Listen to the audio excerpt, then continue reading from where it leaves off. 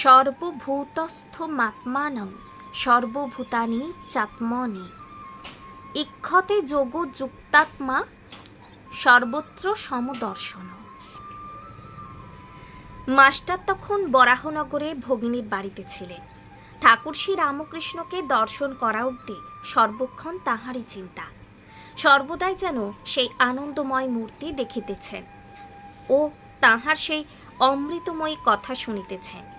ভাবিতে লাগিলেন, এই দরিদ্র ব্রাহ্মণ কিরূপে এইসব গভীর তত্ত্ব অনুসন্ধান করিলেন ও জানিলেন, আর এত সহজে এই সকল কথা বুঝাইতে তিনি এ পর্যন্ত কাহাকেও কখনো দেখেন নাই।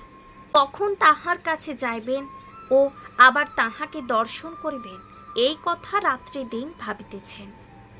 দেখিতে দেখিতে রবিবার আসিয়া পড়িল। বরাহনগরে নেপালবাবুর সঙ্গে বেলা ৩টে-৪টের সময় তিনি দক্ষিণেশ্বরের বাগানে আসিয়া পৌঁছালেন। দেখিলেন সেই পূর্ব পরিচিত ঘরের মধ্যে ঠাকুর শ্রী রামকৃষ্ণ ছোট তক্তপোষের উপর বসিয়া আছে। এক ঘর লোক। রবিবার অবসর হইয়াছে, তাই ভক্তেরা দর্শন করিতে আসিয়াছেন। এখনো মাস্টারের সঙ্গে কাহারও আলাপ হয় নাই। তিনি সভা মধ্যে এক পার্শ্বে আসন গ্রহণ করিলেন। দেখিলেন ভক্ত সঙ্গে সহাস্য বদনে ঠাকুর কথা কহিতেছেন।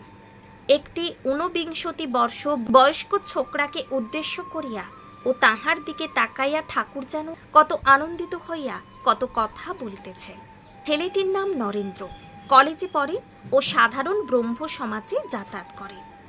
কথাগুলি তেজব পরিপূর্ণ, চক্ষু দুটি উজ্জ্বল, ভক্তের চেহারা।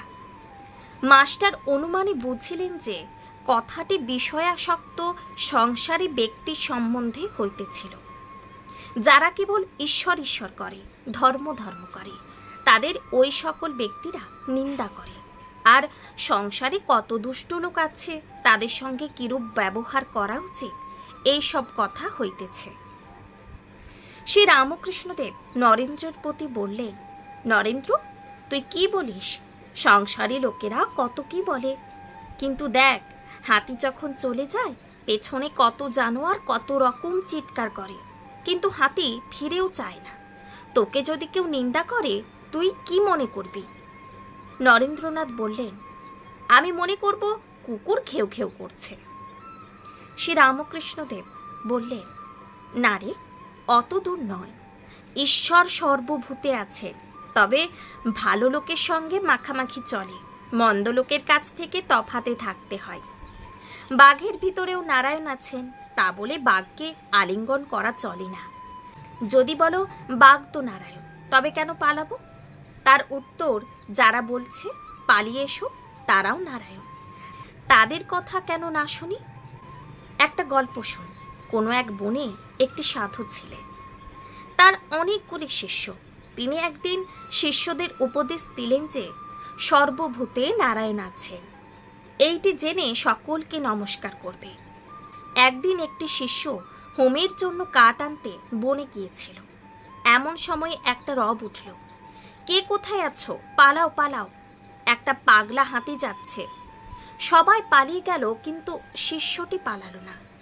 সে জানে যে হাতির মধ্যেও তো নারায়ণ আছে, তবে কেন পালাবো? এই বলে দাঁড়িয়ে রইল, নমস্কার করে স্তবস্তুতি করতে লাগলো। এদিকে মাহুত চেঁচিয়ে বলছে, পালাও পালাও। শিষ্যটি তবুও নড়ল না। শেষে হাতিটা সুরে করে তুলে নিয়ে তাকে একধারে ছুঁড়ে ফেলে দিয়ে চলে গেল। শিষ্য ক্ষতবিক্ষত হয়ে ও অচৈতন্য হয়ে পড়ে রইল। এই সংবাদ পেয়ে গুরু ও অন্যান্য শিষ্যরা তাকে আশ্রমে ধরাধরি করে নিয়ে গেল আর ঔষধ দিতে লাগলো। খানিকক্ষণ পরে চেতনা হলে ওকে কেউ জিজ্ঞাসা করলে, তুমি হাতি আসছে শুনে কেন চলে গেলে না? সে বললে, গুরুদেব আমায় বলে দিয়েছিলেন যে নারায়ণী মানুষ জীবজন্তু সব হয়েছে, তাই আমি হাতি নারায়ণ আসছে দেখে সেখান থেকে সরে যাই নাই।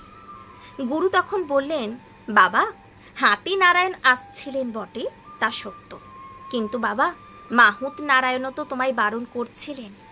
যদি সবই নারায়ণ, তবে তার কথা বিশ্বাস করলে না কেন? মাহুত নারায়ণের কথাও তো শুনতে হয়। শাস্ত্রে আছে আপো নারায়ণ, জল নারায়ণ, কিন্তু কোনো জল ঠাকুর সেবায় চলে, আবার কোনো জল আচানো, বাসন মাজা, কাপড় কাচাতে কেবল চলে, কিন্তু খাওয়া বা ঠাকুর সেবাতে চলে না। তেমনি সাধু অসাধু, ভক্ত অভক্ত সকলের হৃদয়ে নারায়ণ আছেন, কিন্তু অসাধু অভক্ত দুষ্ট লোকের সঙ্গে ব্যবহার চলে না, মাখামাখি চলে না। কারো সঙ্গে কেবল মুখের আলাপ পর্যন্ত চলে, আবার কারো সঙ্গে তাও চলে না। ওইরূপ লোকের কাছ থেকে তফাতে থাকতে হয়। শ্রী শ্রী রামকৃষ্ণ কথামৃত।